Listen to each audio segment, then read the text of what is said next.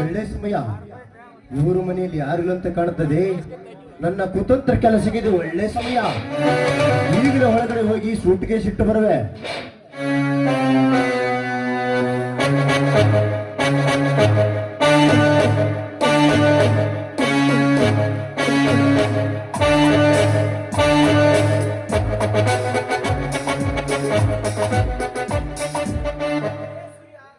ಲೇ ಸೂರ್ಯ, ಇನ್ನು ಮುಂದೆ ನೋಡ್ತಿರು ನನ್ನ ಕೈ ಚಳಕ ಚಾಕಮುಖಿಯನ್ನು.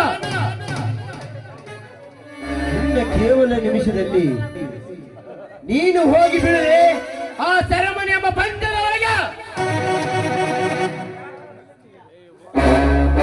ಲೇ ಸೂರ್ಯ, ನೋಡು ಈಗ ನಿನ್ನ ಜೀವನದ ಕಥೆಯನ್ನು.